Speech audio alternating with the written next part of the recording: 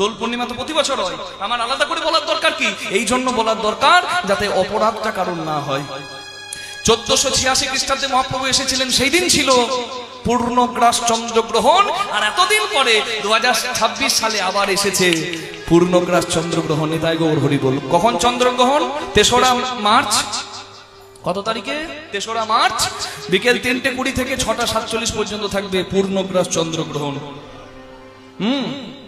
গ্রহণের 9 ঘন্টা আগে থেকে সেবা পূজা সমস্ত কিছু বন্ধ করে দিতে হয়। ওই জন্য যারা উত্তর ভারতীয়, যারা নন বেঙ্গলি, অবাঙালি, তারা 3 তারিখ দোল পালন করবে না, 4 তারিখ দোল পালন করবে। কিন্তু আমরা করতে পারি 3 তারিখ। কেন? আমরা যত সেবা পূজা আছে ওই গ্রহণ লাগার আগেই আমরা সেরে ফেলবো। কি বোঝা গেল? 3 তারিখে করে ফেলবো, মধ্যাহ্নের আগেই। তারপরে গ্রহণ যখন লাগবে তখন নাম কীর্তন করব। ওই সময়টা আর কিচ্ছু করা যাবে না, মন্দির বন্ধ রাখতে হবে। গ্রহণের সময় মন্দিরে বন্ধ রাখা হয়, মন্দির বন্ধ রাখা হয়। আর তারপরে গ্রহণ যখন কেটে যাবে, পূর্ণিমার দিনে কি উপবাস করতে হয়? সারাদিন উপবাস করতে পারেন, পরের দিনে পালন করবেন সূর্যাস্তের পর, যেমন একাদশীতে হয়।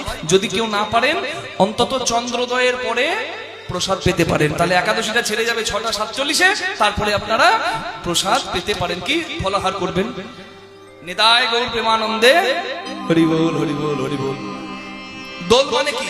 দোল মানে স্পন্দন, দোল মানে কম্পন। এই যে ভগবানকে আমরা সেদিন চিত্রপটে দোলনায় বসিয়ে দোল দিতে পারি, রাধা গোবিন্দের দোল দিতে পারি।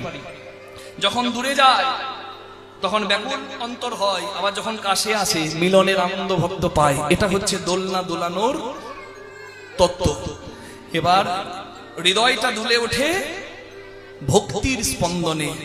ভগবান ভক্তিতে বাঁধা দোল পূর্ণিমার দিন আপনারা সবাই সদাচারী হয়ে উপবাস পালন করে সেদিন নাম কীর্তন বেশি বেশি করে করবেন, চৈতন্য চরিতামৃত, চৈতন্য ভাগবত পাঠ করবেন। আমার মহাপ্রভুর কৃপা সবার উপর বর্ষিত হোক, এই প্রার্থনা জানাই। নিতাই গৌর হরি হরি হরি বল।